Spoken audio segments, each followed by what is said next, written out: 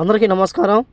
Kuwait మరియు Gulf దేశాలకు లక్షలాది మంది తెలుగువారు ఉపాధి నిమిత్తం ఆంధ్రప్రదేశ్ నుంచి వలస వెళుతూ ఉన్నారు. ముఖ్యంగా రాయలసీమ జిల్లాల నుంచి కడప, చిత్తూరు, కర్నూలు అలాగే అనంతపురం నుంచి ఎక్కువగా అయితే వలస వెళుతూ ఉన్నారు.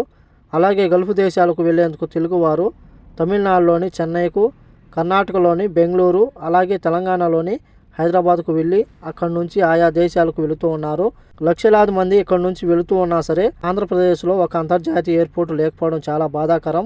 అలాగే ముఖ్యంగా తిరుపతి ఎయిర్పోర్ట్ను అంతర్జాతీయ విమానాశ్రయం చేసి కువైట్కు విమానయాలను నడపాలని చెప్పి చాలా సంవత్సరాలుగా కువైట్లో నివసిస్తున్న తెలుగువారు ప్రభుత్వాలను అడుగుతూనే ఉన్నారు. అలాగే ఆ యొక్క ప్రభుత్వాలు పట్టించుకోకుండా వస్తూ ఉన్నాయి.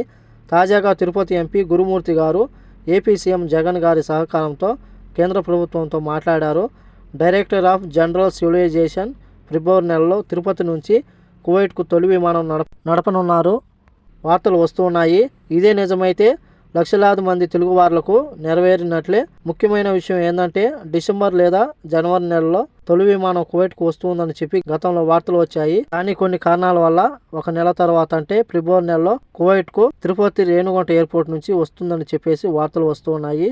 ఈ యొక్క వార్తలో నిజం కావాలని చెప్పి అలాగే తమిళనాడులోని చెన్నైకి వెళ్ళినా సరే బెంగళూరుకు వెళ్ళినా సరే భాష సమస్యతో తెలుగువారు బాధపడుతూ ఉన్నారు. అలాగే చాలామంది తెలుగువారు మోసపోవడం జరిగింది. తమిళనాడులోని చెన్నైలో మనం చూసుకుంటే మన తెలుగు డ్రైవర్లను కూడా ఎయిర్పోర్ట్లోకి రానివ్వకుండా తమిళనాడు డ్రైవర్లు అక్కడ గొడవ చేస్తూ ఉన్నారు. ఇవన్నీ తగ్గాలంటే మనకంటూ ఒక ఎయిర్పోర్ట్ ఉంటే ఆ యొక్క ఎయిర్పోర్ట్ను వినియోగించుకుని మనం ఉపాధి నిమిత్తం కువైట్ మరియు గల్ఫ్ దేశాలకు రావచ్చు. అలాగే రేపు నెలలో ఖచ్చితంగా తిరుపతి నుంచి కువైట్కు బయలుదేరాలని చెప్పి మనం అందరం కోరుకుందాం. ఈ వీడియో నచ్చితే లైక్ చేయండి, షేర్ చేయండి, సబ్స్క్రైబ్ చేసుకోండి. నెక్స్ట్ వీడియోలో మళ్ళీ కలుద్దాం. జై హింద్.